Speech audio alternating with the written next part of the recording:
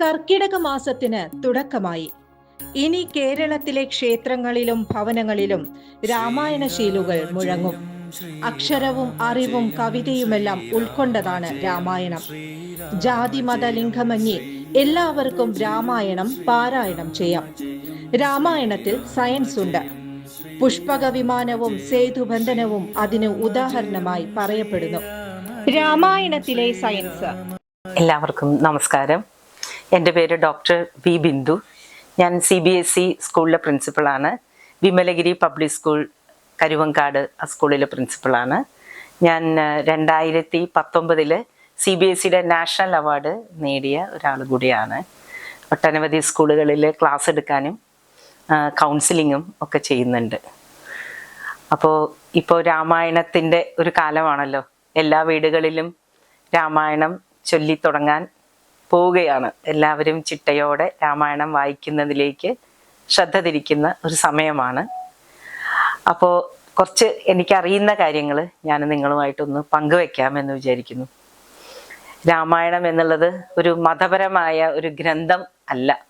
അതിലുമുപരി ഇത് നമ്മളെ ആന്തരികമായും നമ്മളെ മാനസികമായും നമുക്കൊരു ഊർജം നൽകുന്ന ഒരു മഹത് ഗ്രന്ഥമാണ്. ഇത് വായിക്കുന്നതിൻ്റെ പ്രാധാന്യം പലർക്കും അറിയില്ല. അപ്പോൾ സ്കൂളിലെ കുട്ടികളോടൊക്കെ ഞാൻ സംസാരിക്കുമ്പോൾ ഞാൻ പറയുന്ന കാര്യങ്ങളാണ് ഞാൻ ഇന്നിപ്പോൾ നിങ്ങളുമായിട്ട് പങ്കുവെക്കുന്നത്.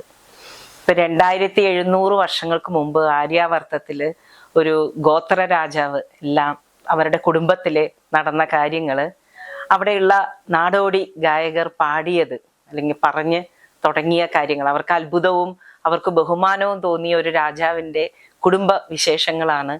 അത് മനോഹരമായി അത് ഭാവനയും കൂടെ ചേർത്ത് വാൽമീകി അത് എഴുതി.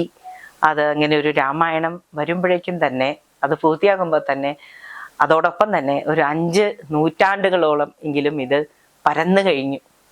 വാമൊഴിയായും ഈ കഥകൾ പരന്നു കഴിഞ്ഞു.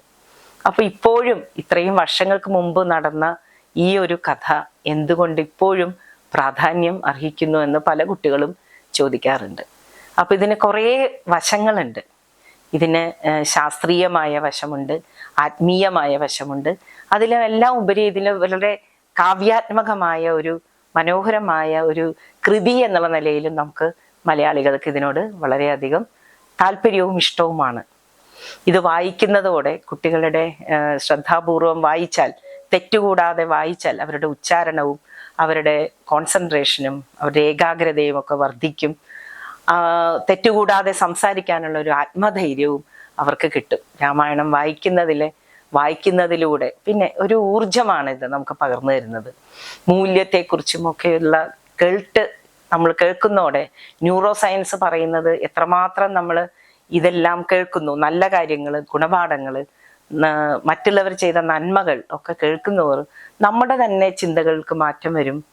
അത് നമ്മളുടെ സ്വഭാവത്തിലും മാറ്റം വരും എന്നാണ് പറയുന്നത്. പിന്നെ രാമായണത്തിന് അതിൻ്റെ പിറകിൽ ഒരു ശാസ്ത്രവും കൂടെയുണ്ട്. ശാസ്ത്രപരമായും നമുക്ക് രാമായണത്തെ കാണാൻ കഴിയും. ഇതിൽ ഒട്ടനവധി കാര്യങ്ങൾ നമുക്ക് പഠിക്കാനുണ്ട്. അന്നത്തെ കാലത്ത് ഒരു ബ്രിഡ്ജ് ഉണ്ടാക്കുക എന്ന് പറഞ്ഞാൽ അത് ആലോചിച്ച് നോക്കൂ. അത് എൻജിനീയറിങ്ങിൻ്റെ ഒരു ബേസിക് പാഠങ്ങൾ പോലും അന്ന് ആ ബ്രിഡ്ജ് ഉണ്ടാക്കുന്നതിൽ കൂടെ നമുക്ക് ആ രാമായണത്തിൽ കാണാൻ കഴിയും. അതേത് ബ്രിഡ്ജാണെന്ന് നിങ്ങൾക്ക് എല്ലാവർക്കും അറിയാം അല്ലേ? സേതുബന്ധനം. അതാണ് കടലിന് കുറുകെ കൂടെ അപ്രാപ്യമായത് എടുക്കാൻ മനുഷ്യൻ ഏതറ്റം വരെയും പോകും. അത് മനുഷ്യന്റെ കൂടെ നിൽക്കുന്നത് അതാരായിരുന്നു? കുരങ്ങന്മാർ. അവരുടെ കൂടെയാണ് അങ്ങനെ ഒരു ബ്രിഡ്ജ് ഉണ്ടാക്കാനുള്ളത്. ഒരു എഞ്ചിനീയറിംഗ് സ്കിൽ നമുക്ക് ഈ ഗ്രന്ഥത്തിൽ കാണാൻ സാധിക്കും. പിന്നെ അതുപോലെ തന്നെ പുഷ്പക വിമാനം. ആരും അന്ന് കേട്ടുകേൾവി പോലും ഉണ്ടാവില്ല. 2700 വർഷങ്ങൾക്ക് മുമ്പ്, ഇത്രയും ആയിരക്കണക്കിന് വർഷങ്ങൾക്ക് മുമ്പ് ഇങ്ങനെയൊരു ചിന്ത. അപ്പം മനുഷ്യൻ ആകാശത്തു കൂടെയും സഞ്ചരിക്കാം എന്നുള്ള സ്വപ്നം കണ്ടിരുന്ന കുറെ ആളുകൾ ഉണ്ടായിരുന്നു എന്നാണ് എനിക്ക് തോന്നുന്നത്.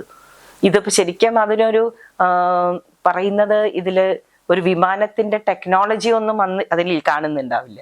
പക്ഷെ അതൊരു വലിയൊരു സ്വപ്നമായിരുന്നു. ആ സ്വപ്നമാണ് പിന്നീട് നമുക്ക് യാഥാർത്ഥ്യമായി മാറിയത്. ആകാശത്ത് കൂടെ സഞ്ചരിക്കുന്ന ആളുകൾ. അപ്പൊ അങ്ങനെ നോക്കുമ്പോൾ അതും നമുക്കൊരു ഒരു അത്ഭുതം തോന്നുന്ന ഒരു കാര്യമാണ് ഈ ഗ്രന്ഥത്തിൽ, ഈ പുരാണ ഗ്രന്ഥത്തിൽ ഇത്രമാത്രം അത് എഴുതി വെച്ചിരിക്കുന്നു. പിന്നെയാണ് നമ്മൾ വന സംരക്ഷണം, അതില് ഹനുമാൻ കൊണ്ടുവരുന്ന മൃതസഞ്ജീവനിയുണ്ട്. അതിലെല്ലാം പറയുന്നത് ഈ ഔഷധങ്ങളുടെ പ്രാധാന്യം കാണിക്കുന്നുണ്ട്. അത് കേരളത്തിൽ അത് പ്രധാനമായിട്ടും നമുക്ക് കൂടുതൽ നമ്മളെയായിട്ട് കണക്റ്റഡ് ആണ് അല്ലേ.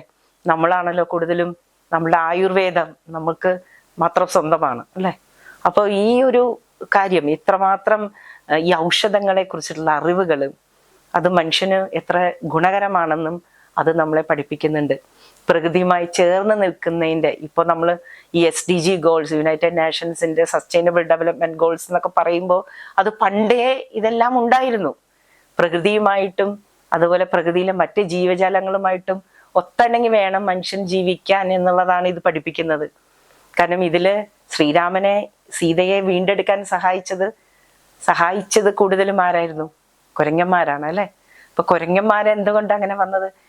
കുരങ്ങന്മാര് പ്രധാനമായിട്ടും ഇത് ശരിക്കും വാൽമീകി എഴുതുമ്പോൾ കുരങ്ങന്മാരെ കൂട്ടുപിടിച്ച് ചെയ്യണു എന്ന് പറയുമ്പോഴേ അത് ആലോചിക്കണം. വാൽമീകി നോർത്ത് ഇന്ത്യയിൽ നിന്നാണെങ്കിൽ കുരങ്ങന്മാര് പറയുന്നത് ഇവിടെ നിന്ന് വന്നവരാണ്, സൗത്ത് ഇന്ത്യയിൽ നിന്ന് വന്നവരാണ്. പക്ഷെ അതൊരിക്കലും പരിഹസിക്കാനുള്ള ഒരു കാര്യമല്ല. അത് കുരങ്ങന്മാരുടെ ഒരു സ്വഭാവമാണ്. അതിപ്പോഴും നമ്മളിലൊക്കെ ഉണ്ട്. എന്താണ് കുരങ്ങന്മാരുടെ പ്രധാന സ്വഭാവങ്ങൾ? അവരുടെ ചഞ്ചല മനസ്സ്. അവർക്കൊരിക്കലും വെറുതെ ഇരിക്കാൻ കഴിയില്ലല്ലോ. അവരുടെ മനസ്സ് എപ്പോഴും ഇങ്ങനെ പതറി പോയിക്കൊണ്ടിരിക്കും. അതിപ്പോ നമ്മൾക്ക് എല്ലാവർക്കും ഉണ്ട്, എല്ലാ മനുഷ്യരിലുമുള്ള ഈ ഒരു സ്വഭാവമാണല്ലോ അത്. നമുക്ക് ഉള്ളില് നമുക്ക് ഒരു ചിന്തയിൽ പോലും ഉറച്ചു നിൽക്കാൻ കഴിയുന്നില്ല. നമുക്ക് എപ്പോഴും ഇങ്ങനെ മാറി പോകുന്നു. അതുകൊണ്ടാണല്ലോ മെഡിറ്റേഷനൊക്കെ ഇപ്പൊ ഇത്രയും പ്രാധാന്യം വന്നത്. എല്ലാ ഭൗതിക സുഖങ്ങൾ നേടിയാലും ഇപ്പോഴും നമ്മൾ അസ്വസ്ഥരാണ്. അപ്പൊ ഈ രാമായണം പോലെയുള്ള ഗ്രന്ഥങ്ങൾ നമ്മൾ വായിക്കുമ്പോൾ അത് നമ്മുടെ മനസ്സിന് നൽകുന്ന സുഖം, പല പാഠങ്ങളും നമുക്ക് കിട്ടുന്നുണ്ട്. പ്രധാനമായിട്ടും മനസ്സിന് നൽകുന്ന ഉണർവിനെയും അത് ജീവിതത്തിന് എത്രമാത്രം ഉപകാരപ്രദമാകുമെന്നും ഉള്ളതാണ് രാമായണത്തിന്റെ വലിയൊരു വിശേഷം. കർക്കിടക മാസത്തിന് തുടക്കമായി. ഇനി കേരളത്തിലെ ക്ഷേത്രങ്ങളിലും ഭവനങ്ങളിലും രാമായണശീലുകൾ മുഴങ്ങും. അക്ഷരവും അറിവും കവിതയുമെല്ലാം ഉൾക്കൊണ്ടതാണ് രാമായണം. ജാതി മത ലിംഗമന്യേ എല്ലാവർക്കും രാമായണം പാരായണം ചെയ്യാം. രാമായണത്തിൽ സയൻസ് ഉണ്ട്. പുഷ്പക വിമാനവും സേതുബന്ധനവും അതിന് ഉദാഹരണമായി പറയപ്പെടുന്നു. രാമായണത്തിലെ സയൻസ്